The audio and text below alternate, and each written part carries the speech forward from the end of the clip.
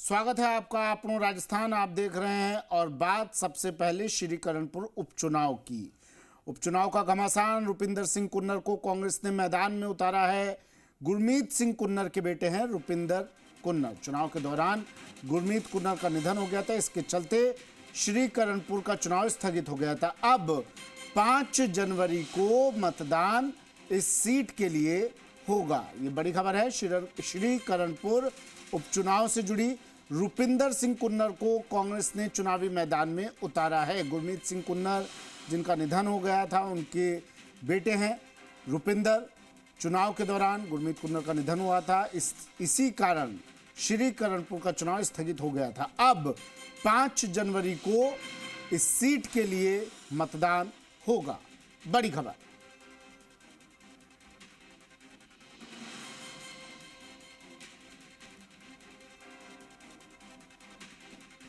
शशि मोहन शर्मा मेरे सहयोगी हमारे साथ सीधा जुड़ गए हैं जयपुर से। श्रीकरणपुर सीट, शशि मोहन, जो आंकड़ा विधानसभा के साथ चिपका हुआ है पिछले कई सालों से 199, उन्हीं सीटों पर इस बार भी मतदान हुआ। गुरमीत सिंह कुन्नर का निधन हुआ और उसके बाद चुनाव स्थगित हुआ। अब 5 तारीख तय कर दी गई है इस चुनाव के लिए।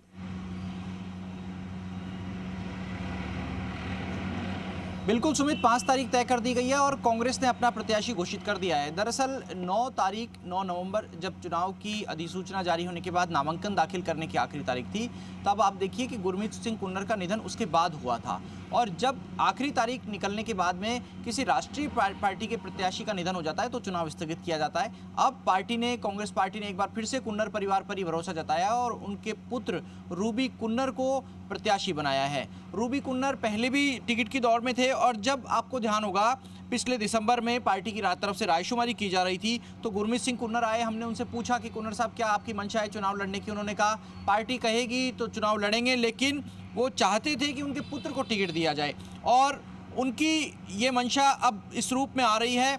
जो गुरमीत कुन्नर के पुत्र हैं, रुपिंदर कुन्नर उनका ऑफिशियल नाम है, रूबी कुन्नर उनको प्रचलित नाम से जाना जाता है। 14 तारीख को यानी आज के दिन उन्होंने नामांकन रैली निकालने का मानस भी बना लिया था, अपने कार्यकर्ताओं को सूचना दे दी थी, लेकिन पार्टी के नेताओं ने उन्हें कहा कि थोड़ा इंतज़ार कीजिए, थोड़ी तसल्ली कीजिए और बड़े नेता भी आएंगे। 19 दिसंबर को अब ये नामांकन रैली होगी और कांग्रेस पार्टी के प्रमुख नेता करणपुर पहुंचेंगे, रूबी कुन्नर की नामांकन रैली में शामिल होंगे। पार्टी की कोशिश होगी कि बीजेपी भले सत्ता में आ गई है कांग्रेस को बाहर करके, लेकिन अब जब ये चुनाव होगा 5 जनवरी को तो उससे कांग्रेस पार्टी फिर से वापसी करने की कोशिश करे। अपने विधानसभा में जो आंकड़ा है 69 का, उसको 70 तक पहुंचाने की कोशिश करे और सरकार पर दबाव बनाए। कार्ड के तौर पर देखा जाए इसे, क्या कोई किसी और प्रत्याशी पर नजर नहीं पड़ी, कोई और प्रत्याशी नहीं था, या फिर एक सिंपैथी कार्ड के तौर पर देखा जाए, या फिर काबिलियत रुपिंदर के अंदर वही थी जो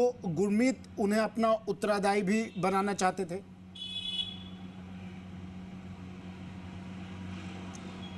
बेशक काबिलियत रुपिंदर के अंदर थी, लेकिन उनकी सबसे बड़ी काबिलियत है गुरमीत सिंह कुन्नर का पुत्र होना।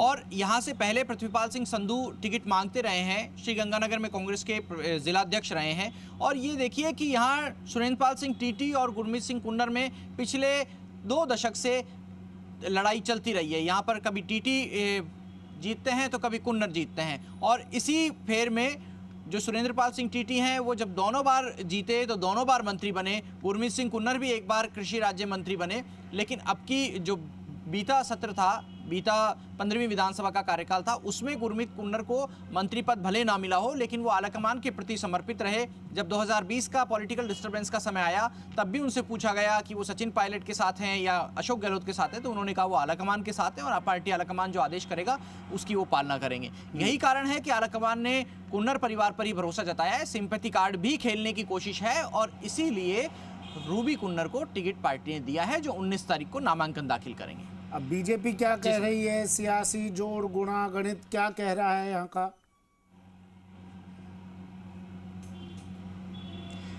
बीजेपी की तरफ से सुरेंद्रपाल सिंह टीटी को पहले ही प्रत्याशी बनाया जा चुका था और जो समय चुनाव रुका उस समय में सुरेंद्रपाल सिंह टीटी ने दूसरे विधानसभा क्षेत्रों में पार्टी की कमान संभाली, अपने प्रत्याशियों को मदद करने की कोशिश की। अब वो अपने क्षेत्र पर फोकस किए हुए हैं। बीजेपी इस मामले में ज्यादा कुछ कहने से इसलिए बच रही है कि कहीं ऐसा ना हो उनके कुछ कहने से सिंपैथी कार्ड में और ज्यादा फायदा कांग्रेस को मिल जाए और सीट उनके हाथ से चुनाव के नतीजे से पहले ही चली जाए। इसलिए पार्टी की कोशिश है साइलेंटली अपना काम किया जाए। सुरेंद्रपाल सिंह टीटी अपने काम को बताएंगे, साथ में ये बताएंगे कि सरकार बीजेपी की आ गई है और वो जीतते हैं तो मंत्री बनने की फिर से संभावना होगी। ये चीज पार्टी के जरिए और खुद के प्रचार के जरिए वो अपने वोटर्स को कन्वे करने की कोशिश करेंगे। दूसरी तरफ कांग्रेस पार्टी सिंपैथी लहर पर सवार होकर के आएगी। हालांकि कांग्रेस में खींचतान रहती है, टिकट के लिए हर पार्टी में खींचतान रहती है हर सीट पर, तो जो प्रतिस्पर्धी हैं वो रूबी कुन्नर को कमजोर साबित करने की कोशिश भी करेंगे।